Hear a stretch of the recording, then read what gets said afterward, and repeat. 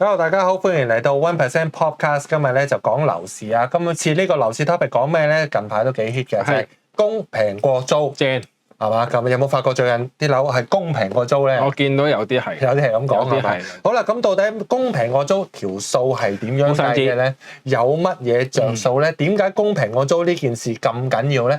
對業主嚟講，或者對一個自住嘅業主嚟講，對一個投資嘅業主嚟講，到底係有啲咩嘅重要性咧？又或者對於啲未上車嘅朋友，好似阿飛利咁樣啦，到底又有幾重要咧？點解咁緊要咧？我都計緊數。今集咧就同大家一齊計下數啊，話俾大家聽點解供平過租係咁緊要啦。咁啊，所以嚟緊幾分鐘嘅內容非常之精彩啊！咁啊，大家千祈唔好錯過。開始之前，梗係要講下啦，我哋嚟緊嘅活動先啦。係啦，嚟緊呢個活動叫做100蚊厘印費上車攻略。顧名思義啊，我哋針對住100蚊厘印費嘅上車盤，即係400萬以下上車盤。呢個係一個 Zoom 嘅課程，係一個90分鐘嘅 Zoom 嘅免費課程。近年樓價跌咗好多啦，嗱，租金又不斷係咁升喎，租樓就越嚟越貴，供樓利息又平咗，所以最近咧好多未上車嘅朋友都想住趁樓價平嘅時候買翻層樓上個車，一來供平過租啦。供樓似乎着數過租樓啦，二來亦都可以搏反彈。喂，樓價跌咗咁多，如果到時真係減息，又或者經濟好翻，一個唔覺意彈翻100幾廿萬，咁你個首期就可能翻1番、2番，甚至乎3番㗎啦。所以好多年青朋友都問：喂，上車有啲咩好嘅選擇啊？尤其是100蚊厘印費400萬以下有啲咩好嘅選擇啊？咁樣咁喺呢個課程入邊，短短90分鐘會教大家乜嘢咧？會話俾大家聽，新手上車要注意啲咩啦？有啲乜嘢中伏位啦？應該點樣做按揭啊？應該點樣揀樓等等。最重要嘅當然就係400萬，有啲乜嘢地方係值得買嘅？喺呢個課程入邊會同大家分享。有興趣嘅朋友記得喺下面嘅資訊欄嗰度揾我哋嘅報名連結報名啦。好啦，咁大家記得參加啦，記得參加我哋嚟緊嘅100蚊厘印費上車攻略嘅活動啦。OK， 咁同埋咧記得。我哋要 like 我哋嘅 channel 啦，跟住咧 follow 我哋啦，同埋咧分享俾朋友。有咩就喺留言文啦。冇錯，留言文啦。咁同埋咧，如果你有朋友想上車嘅，咁咧或者係想知道咩叫供平過租嘅，記得將呢條片一 share 俾佢咯。OK， 好，咁我哋首先講下咧，到底點解會出現供平過租先啦？因為一直就過咗幾年都冇發生呢件事啊嘛。但係以前有好興嘅。即係我啱啱買樓嘅時候咧，我好似你嘅咁後生嘅時候咧，啱啱買第一間樓嘅時候咧，都係因為供平過租，好似冇乜蝕底喎咁。冇蝕底嗰陣時仲咧就我點樣咧？我係買一間自己住啦，跟住咧就屋企人買一間自己住啦。咁我覺得要供樓好辛苦，即係點解我會有個動機去明明住一間樓兩間樓，但係即係兩間樓，即係屋企人多啊咁啊住兩間細單位咁樣。有咩動機？點解無端端去想去買多幾間咧？咁樣就因為供平過租，攤分翻個租，冇錯啦。即係我嗰陣時咧，我記得好多年前啦，即係我覺得哇，我每個月咧可能都1萬幾2萬蚊人工咁樣，但係我一出糧咧就冇咗1萬幾蚊去，因為我供兩間供樓啊。咁有咩辦法？我有咩辦法可以揾翻啲1萬幾蚊翻嚟咧？嗰陣時係因為供平過租，跟住我再買多間咧，嗰度咧。例如話租8000蚊咁，我供5000蚊，又3000蚊喎咁樣。呢度咧，咦？你就買多間又多4000蚊，買多間又多5000蚊，計埋就慢慢侵翻雲啦。係啦，我砌到第6間嘅時候咧，就發覺唔使供啦。哇！跟住咧就好爽啦，跟住咧再加上過之後嗰幾年升值啦，咁啊幾間一齊升啦，咁嗰段時間咧就即係諗起都開心，諗起都開心。依家仲有冇機會？有啊，又翻嚟啦，係咪好想試下？有啲想試，係即係嗱，可以試下啦。OK， 好啦，咁啊供平過租點解會出現？近年又出現翻咧？咁首先有幾樣嘢啦，第一就係個樓價跌咗啦，大家都見啦。之前咧就好貴啦，而家跌咗3成咁上下啦。OK。但係租金咪升咗喎，嗱樓價跌咗幾多？3成，大家有中原指數190點跌到而家136點，大概跌咗3成啦。OK， 租金升咗，但係同一時間租金升。點解租金會升嘅咧？因為大家都唔買樓，一齊去租樓。今日大家去搶啦，再加上啲高才優才學生咁一齊搶買一份，就全世界一齊去租樓，就大家唔買樓。我都好掙扎嘅 Anthony，因為咧，譬如咧嗱，資金手上資金唔多啦，我都諗緊究竟係唔係咧要嗱聲買咗先啦，定係租一排之後咧，即係等抽居屋又好，乜都好，先再去買嗰層樓咧。如果你有資格嘅時候，我覺得可以抽下先嘅。係，又即係佢又唔會啪一聲爆得好勁。係。咁但係你話升少少就我覺得似樣嘅呢排似。但係你因為嗱，你譬如你抽居屋，你幫你3成人抽到咧，其實嗰度都100幾萬租噶咯。百幾萬100萬租就啦。咁嗱，你當15,000萬一年18萬，4年啦，4年都8萬。係咯。嗱，其實呢個係首期嚟噶咯。又係喎，係啊，係喎。係啊。你有冇白居易嗰資格即刻整間白居易？就係未有，所以咧成日都係諗下究竟即刻買好啊，定還是係即係等算啦，住下先 feel 下先再諗下其他地方噶嘛。係咁啊嗱，咁啊聽完我哋今集之後再諗下啦，大家都會同樣嘅問題。係啦，冇錯啦。好啦，咁租金呢幾年升咗幾多咧？咁我睇翻啲 record 啦，大概就升咗15-16% 左右。都幾多喎？咁咧就因為同時間樓價跌咗30%嘛，但係租金咪升咗15%嘛，咁你一來一回咪爭好遠咯。係啦，咁啊中原有個叫做城市租金指數嘅原來，咁啊早嘅2023年嗰陣時係底位嚟嘅，底位嗰陣時咧就108點，咁而家就123即係疫情後。係啦，咁咧就所以都升咗10幾個%㗎。咁啊好啦，咁有咩方法知道到底係供平定租平咧？咁樣即係例如你自己住緊嗰度個區咁樣，咁其實好簡單嘅啫。好多朋友話啊，我點知道而家到底係供平我租定租平我供？好簡單嘅啫。OK，你而家住緊邊度 ？OK 嗱，假設你住緊西人第一城香港咁啦。OK。咁你咪落街問下咯，即係例如話你幾錢租啊？即係係啦，幾錢租啊？咁樣，咁咪計下13,000蚊、14,000咁樣，咁你咪計下，喂，如果買幾多錢啊？咁樣買大概400萬啦，咁樣，咁你咪計到啦。嗱，400萬，咁如果咁啊供啦，咁你咪攞嗰個按揭計數機出嚟撳啦，撳，咁咧嗱400萬，如果以而家嚇，咁啊大概係。如果而家西人第一城打420到啦，即係你唔好揾啲太，即係唔好當自己係炒家就買到啲400嘅，咁你可能就買翻啲冇正常咯，正常價啦，冇平冇正常嗰啲，我當你420啦咁樣，係420啊，420萬。係就七成按揭，七成按揭嘅話咧，嗱一般咧我哋計7成嘅，咁咧就係因為個標準按揭7成啦。咁當然如果你上車你計8成9成都得，咁啊但係就計出嚟咧就冇咁容易公平過租啦。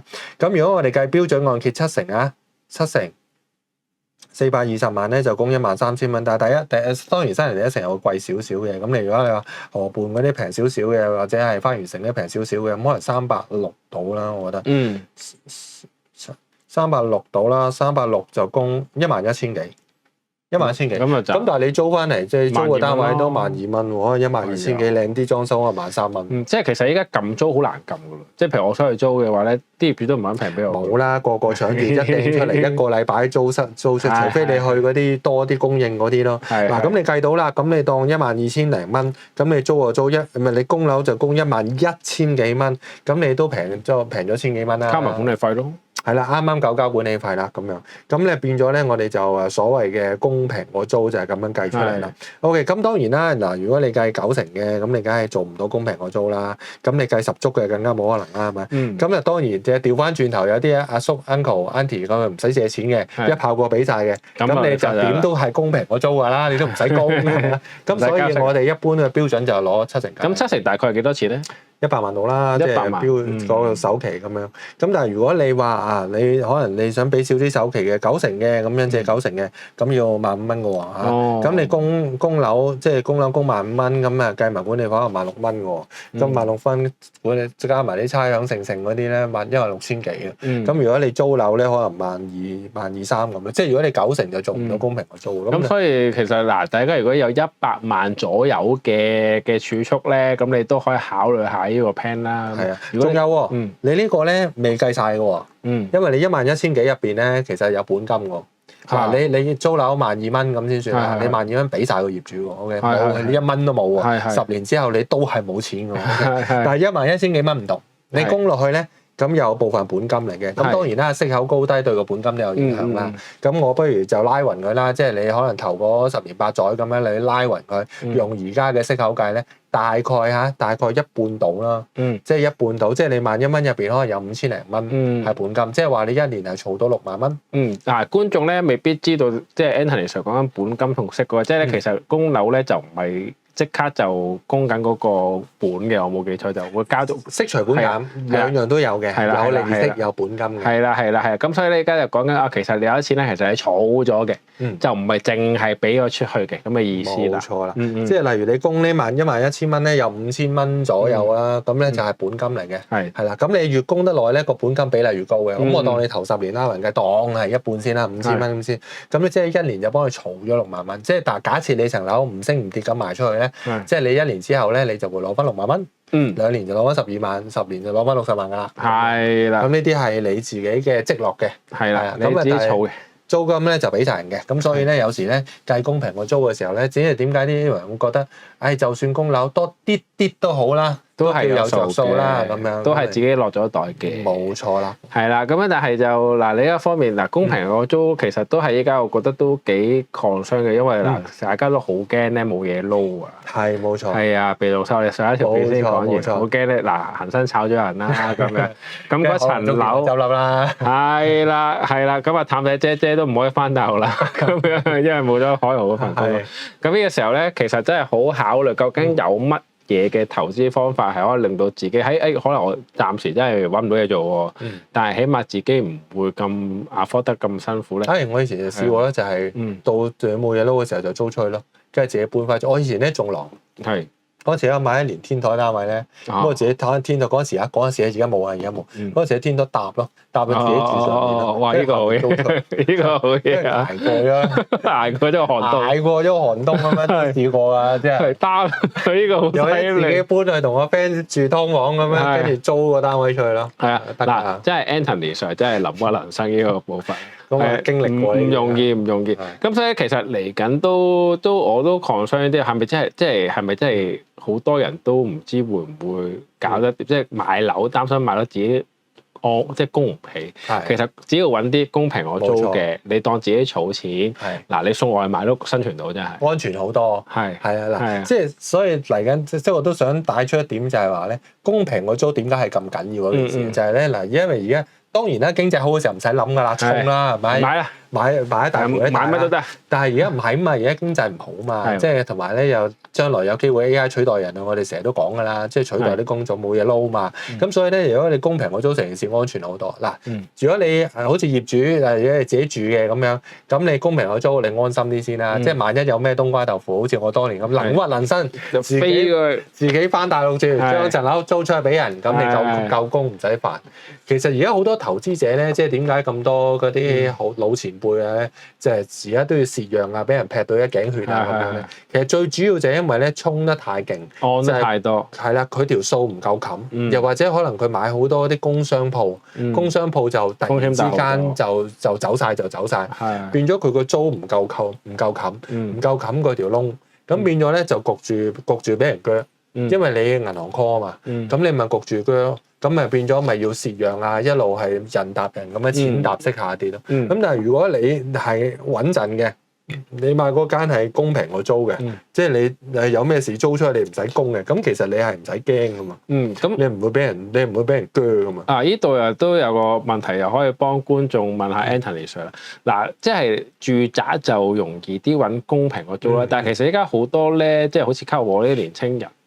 我都係咪叫嚟就可以嘅，就可以嘅，OK 嘅。嗱，我哋都會諗，即係情人喺度食啊，工廈可唔可以又係一個 option 咧？即係可唔可以做到公平個租咧？得嘅，因為而家係真係平咗好多嘅。即係我都見到有啲咧係都有成5-6厘嘅，即係都多嘅，都多嘅，因為平咗好多。因為好多人其實都屈蛇噶嘛。係冇錯，但係個問題係嗱，聽住咯喎，個問題係你未必租得出，係公平個租嘅，但係你未必租得出，因為工商就冇人租就冇人租。係啊，工商就好睇地區同埋睇下當其時會唔會好多人好多電影嘅學生畢業就租個 studio 啊，租一年就走啊，或者有冇啲廚房即係嗰啲叫做甜品嘅廚房啊嗰啲去做嗰啲地方，而家都好多呢啲嘅。冇錯。咁就當然啦，尺數大啲，但係同一時間我哋都即係我自己都有 concern 係咪可以即係犯法嘅我哋唔好做啦咁樣，但係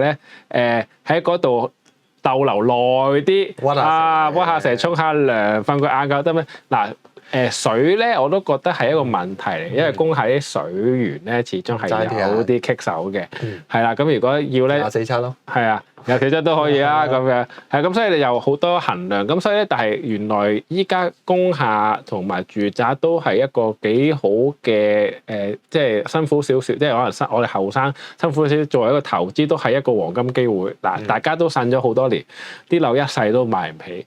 嗱，依家咧其實100萬未必買唔起喎，講真一句。買到。係啊，或者揾幾個人夾都得噶嘛。係買到，同埋而家又鬆咗咧，夾粉又容易。係咯，即係譬如你每人即係有人30歲，每人攞30萬出嚟，咁4個人夾一個租俾人都係一個 option 嚟，我覺得。冇錯啊，即係好過成世幫業主打工啦。係啊，我都覺得係。係啦，咁所以都係成日即係。如果你計到啲數係公平過租嘅，總之萬一有咩事，冬瓜豆腐啊冇嘢撈，即刻就自己去第二度屈蛇就租咗俾人，都唔使供嘅，咁其實係 OK 嘅，即係你有後路，起碼唔使冇地方租咯。係啦，有後路咯。呢個又係我哋都可以探討另一個問題，就係咧啲老人家，係啊，點解成日都話要買一層樓去俾自己自住或者租咧，即係辛苦啲後生先去買都係一個原因嚟。就因為咧，其實好多時候咧，特別香港啦，香港係咧，你老咗未必有人肯租地方俾你。你好大機會可能去要住老人院啊，或者同屋企人住。如果好彩有屋企人有屋企人住啦咁樣，但係咧的而且確係有啲人真係租唔到。係啊，呢個房屋問題都係棘手嘅，所以咧作為樓市咧，我覺得係一個幾好嘅長線投資嚟嘅。如果你諗住喺香港生存嘅話，係啦，就係咁樣咯。係啦，咁如果你再加上揾到公平個租嘅咁樣，咁咪有咩事咪租俾人咯。係。咁 Anthony Sir 有冇啲tips 咧，俾大家咧話俾人聽公平個租啊？有咩地區可以選擇啊？或者嚟緊會唔會有啲活動係關於呢樣事情啊？咁樣有啊，其實咧就好多地方嘅上車盤咧，而家都係公平個租啦。咁所以好多投資者出嚟咧，其實都已經係揾緊呢啲機會㗎啦。如果你都想揾呢啲機會嘅話咧，啱啦。下個月咧，我哋有另一個活動啊，係啦。咁我嚟緊咧會有另一個活動咧，就專講收租投資嘅，點樣創造現金流啦，點樣去壯大你嘅資產咧。嗱，就係呢個活動啦，大家留意啦。嚟緊呢個活動叫做30至50% 回報，強勁現金流揀撲房學生宿舍攻略。呢個係一個 Zoom 嘅課程，係一個90分鐘左右嘅免費課程，係一個 Zoom 嘅課程，會教大家點樣將物業增值，提高個租值嘅。近年好多業主朋友都好辛苦啊，睇住個樓價下跌啦，唔知層樓仲要跌到幾時啦，供樓供得好辛苦啦，個月都係負現金流，因為利息又高啦，係咪？當年買嘅樓又貴啦，個月流血不止，都唔知要捱到幾時。大家都喺度諗啦，到底我使唔使蝕讓咧？有時唔係話你話蝕讓就蝕讓嘅，如果個負資產嘅話，其實你蝕讓都讓唔到啊，因為你唔夠找俾銀行啊嘛。咁應該點算啊？有啲咩自救方法啊？其實又唔使咁灰嘅，只要你能夠創造到現金流，例如你嘅負現金流係5000蚊或者係1萬蚊，咁你只要創造到5000蚊至1萬蚊嘅現金流出嚟，咁咪可以幫你供樓，咪解決咗你嘅問題咯。咁點樣可以做到呢樣嘢咧？你就要識得將物業增值啦。嗱，如果你買層樓翻嚟收租，而家大概可能4-5厘咁上下啦，3厘到5厘咁上下啦。但係如果你識得將物業增值嘅話，例如我哋呢幾年啊，同埋好多投資嘅高手都有做噶啦，就係例如將佢變做簡樸房，又或者變做學生宿舍啊咁樣，基本上6、7、8厘都走唔甩㗎啦。有啲甚至乎可以去到10厘添。如果你係租翻嚟做嘅話，成本就更加之低啦。甚至乎個租金回報係可以去到嗱，聽住啦，係可以去到30幾厘到50、60厘不等啊。有啲甚至乎去到60、70厘都有嘅。到底點樣做得到咧？今次我哋喺個 Zoom 嘅免費課程入邊就會話俾大家聽，我哋係點樣做㗎啦。如果你都有興趣將物業增值，又或者去打造一個資產組合，令到自己有更強勁嘅現金流，有更強勁嘅被動收入，可以幫到你供樓，甚至乎可以幫到你有個更加之好嘅未來嘅生活嘅話咧，歡迎加入我哋呢一個 Zoom 嘅課程。資訊欄下邊有我哋嘅報名連結，有興趣嘅朋友，有興趣將物業增值、打造現金流嘅朋友，記得 click 下邊嘅報名連結報名啦。好啦，嗱咁啊，大家記得報名參加啦喎，嚟緊咧呢個咧都係好喺個市場上面都好主導嘅，咁你只要掌握到呢個技巧咧，咁啊都唔好話淨係講住嘅問題啊！咁就算咧，你第時真係俾 AI 取代咗啊，都唔使驚啊！都有地方瞓，都有地方瞓同埋有被動收入嘅。OK，咁啊，大家記得參加啦！好啦，今日就講到呢度先啦。咁啊，大家記得 follow 我哋嘅 channel 啦，咁啊 like 我哋嘅影片啦，同埋 share 俾朋友咯喎。有咩下邊留言問啦。 OK，好，拜拜。